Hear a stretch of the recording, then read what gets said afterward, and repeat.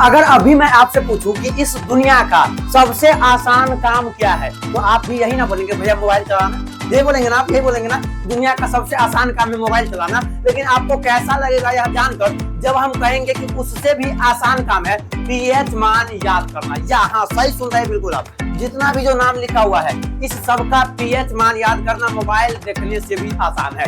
अगर आप लोग आज के इस वीडियो में पूरा अंत तक बने रहते हैं तो जितना भी नाम लिखा हुआ है सारा का सारा पीएच मान आप इतना आसानी से याद कर लेंगे कि आप भी यही बोलेंगे इतना आसान था। मतलब बहुत आसान है इसका पीएच मान याद करना। तो आप लोग वीडियो में बने रहिए और चलिए आज इस वीडियो को स्टार्ट करते हैं। आज के इस वीडियो में हम लोग जो है आसानी से पीएच मान निकालना सीख जाएंगे। तो चलिए आज इस वीडियो को स्टार्ट करते हैं। तो देखिए पीएच के बारे में बेसिक जानकारी कुछ आपको तो जरूर पता होगा, आप भी तो पढ़े ही होंगे, बस आपको इसका पीएच मान याद नहीं हो रहा होगा। तो चलिए आज इस वीडियो को स्टार्ट करते हैं और हम लोग जो है बाकी से सबका जो है अभी पीएच मान लिखेंगे, वो भी ट्रिक की मदद से। तो चलिए यहाँ पे अब हम लोग जो है आते हैं। जैसे देखिए आपको एक चीज पहले याद रखना होगा, इतना इस साइड वाला जितना भी है इसमें आपको हिंदी याद रखना है, ये वाला जो है इसमें आपको इंग्लिश याद रखना है। क्या इंग्लिश याद रखना है? और इसमें आपको क्या करना है कि हिंदी प्लस इंग्लिश, यानी हिंदी और इंग्लिश इसमें आपको दोनों याद रखना है। अब वो बोलेंगे भैया ये आप क्या बता रहे हैं, बने रहिए ना, सब समझ में आएगा। देखिए क्या है, जैसे इस साइड के सबका आपको पीएच मान लिखना है तो आप कैसे लिखेंगे। पहला है नींबू का रस। क्या है नींबू का रस?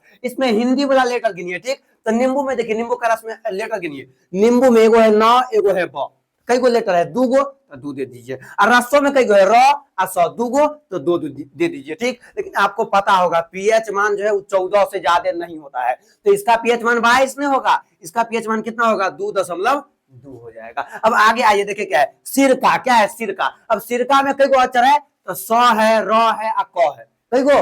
3 गो, वही है उसका पीएच मान। तो सिरका का पीएच मान कितना होगा? तो 3.0 हो जाएगा। आगे आइए शराब। क्या है शराब? शराब में कई गो अक्षर? 1 2 3, स र ब, 3 गो अक्षर नहीं है, इसीलिए इसका पीएच मान होता है 3.0। या कभी कभी आपसे जो है 2.8 भी ऑप्शन में दे दिया जाता है, तो याद रखिएगा 2.85 से ज्यादा है, लगभग 3 ना हुआ तो वही है। तो शराब में 3 गो अक्षर है, इसीलिए इसका भी पीएच मान होगा 3.0। आगे देखिए क्या है टमाटर। टमाटर में कई गो अक्षर है?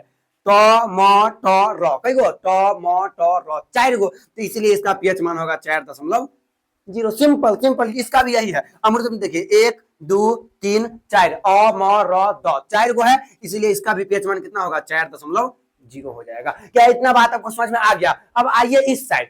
इस साइड आपको पीएच मान लिखने के लिए आपको क्या पता होना चाहिए? इंग्लिश पता होना चाहिए। तो बताइए सोडा का इंग्लिश क्या होता है? तो SODA, SODA। तो सोडा में देखिए कई अक्षर है? 1 2 3 4, तो इसीलिए इसका भी पीएच मान होता है 4.0।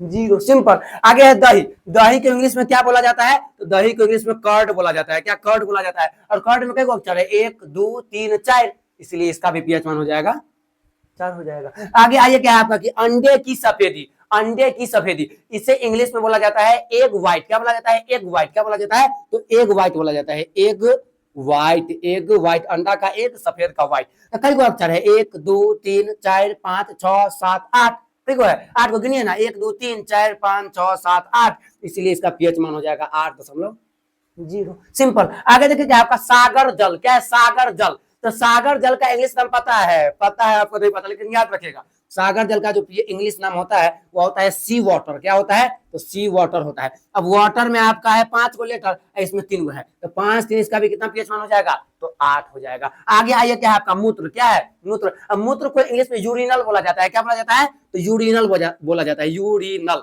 और यूरिनल में कई गो अक्षर? तो 2 2 4 2 6, इसलिए पीएच मान 6.0। सिंपल। ऐसे करके आपको बना देना है जी। आगे आइए, अब इसका आपको पीएच मान याद रखने के लिए हिंदी को भी जोड़ना है और इंग्लिश को भी जोड़ना है, ठीक। अब बताइए रक्त का इंग्लिश नाम क्या होता है? ब्लड। क्या होता है? ब्लड होता है। पानी का इंग्लिश नाम क्या होता है? वाटर। क्या होता है? तो वाटर होता है। आंसू को इंग्लिश में क्या बोला जाता है? तो टीयर बोला जाता है। क्या बोला जाता है? तो टीयर बोला जाता है। अब हिंदी इंग्लिश दोनों को जोड़िए, वही आपका हो जाएगा पीएच मान। देखिए 1 2 3 4 5, क्या है? ब्लड में 5 गो लेटर है और रक्त में आधा वाला को नहीं जोड़ना है, पूरा वाला को जोड़िए, आधा वाला का गिनती नहीं है। रक्त में एगो है र और एगो है त, यानी देखिए 2 2 4 1 5 और 6 और 7, इसलिए इसका पीएच मान कितना हो जाएगा 7। लेकिन एग्जैक्ट जो इसका पीएच मान होता है वो 7.4 होता है। क्या होता है? तो 7.4 होता है, याद रखिएगा। इसके बाद है आपका पानी, यानी पानी को, इसका देखिए पानी का आपको करना है, इसमें आपको हिंदी इंग्लिश दोनों पता होना चाहिए। तो पानी को इंग्लिश में वाटर बोला जाता है। क्या बोला जाता है? वाटर।